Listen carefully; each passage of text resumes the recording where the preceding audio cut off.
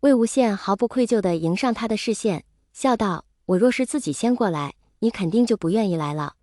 没办法，我就只好抓着你一起过来喽。你，嘿嘿。”蓝湛，魏无羡理了理衣襟，你反应也是够快的。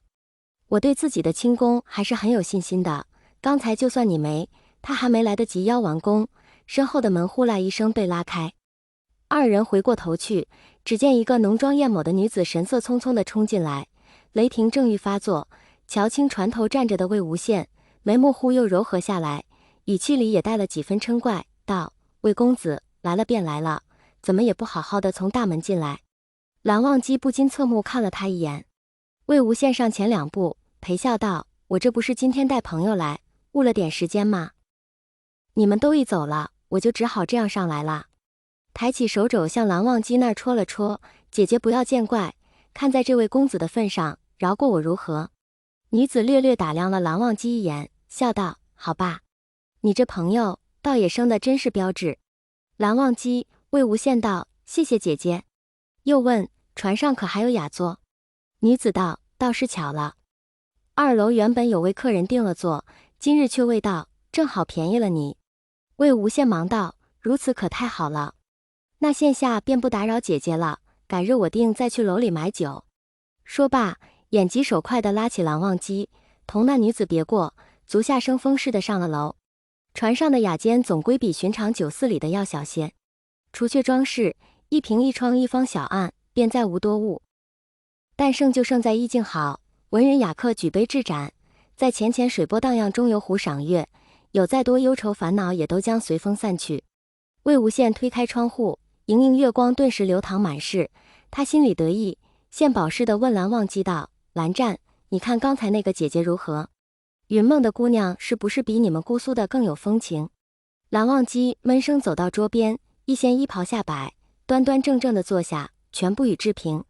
魏无羡以为他生气了，跑到他对面，半伏在桌上，笑道：“别误会，我这也不是说你们那姑娘就不好了，都道吴侬软语甜糯动听，有机会我也要去看看的。”蓝忘机抬手为自己倒了杯茶，语气平平，答非所问：“你常来这儿？”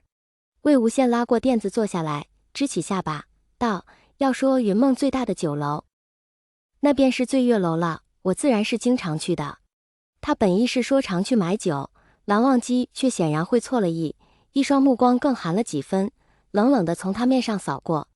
魏无羡笑道：“你这样看我干嘛？姑苏如何演我不知道，反正我们家是不管这个的。就说这赏月画舫，每月月圆之时才有，可不是想做就能做的。言下之意，今天能来可还是沾了我的光。”酒楼的丫头手脚伶俐，很快便送了酒菜来。魏无羡轻车熟路地置杯倒酒，眼珠一转，2指夹着酒杯，先推到蓝忘机面前。蓝忘机看了一眼，道：“姑苏兰是禁酒。”魏无羡不以为然：“你现在又不在姑苏，还管什么家规？”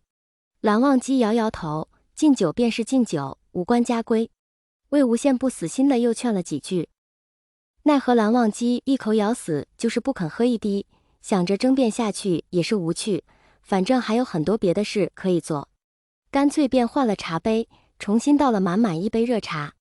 他将茶杯按在蓝忘机面前：“行，接你是客，听你的。你喝茶，我喝酒，总行了吧？”蓝忘机短暂的迟疑片刻，还是道了谢，依言端起了那杯茶。“哎，等等！”魏无羡连忙止住他：“光喝多无聊，咱来行酒令呗。”蓝忘机蹙眉：“行酒令？”魏无羡点头道：“是啊，你会什么咱玩什么。”蓝忘机顿了顿，道：“不会。”魏无羡有些惊讶地坐直了身子，似是不敢相信：“不会吧？你们从没玩过？”“没有。”“牙牌会吗？”“不会。”“那射覆？”“不会。”魏无羡又一连说了7、8个游戏，蓝忘机皆是摇头，别说玩过，只怕是连听都不曾听过。魏无羡颇感惊奇地敲了敲桌面，感叹道：“没想到啊，没想到，蓝湛，今天我可算是开了眼了。现在我相信你在家真的只读书习武，别的啥也不干了。”蓝忘机也不想真扰了他的兴致，凝眉思索片刻，道：“做慈父倒是可行。”魏无羡却连连摆手：“别了别了，就咱俩，还做什么诗呢？他料定蓝忘机段不可能知道，平时他们几个少年行酒令，即使抽中要做诗词，也肯定免不了要用上几句花句子的。他想象了一下面前的蓝忘机板着一张脸，一本正经念出那些句子的模样，没忍住扑哧一声笑了出来，接着赶紧摇摇头，把那些想法挥散了。算了算了，我看跟你在一起恐怕也真只能看看风景了。说着，他把酒壶端在手里，起身走到窗边，倚在窗户上坐了下来。夜风习习，吹得人十分舒服。头顶一轮明月正是圆润之时，光辉莹莹，皎洁如炼。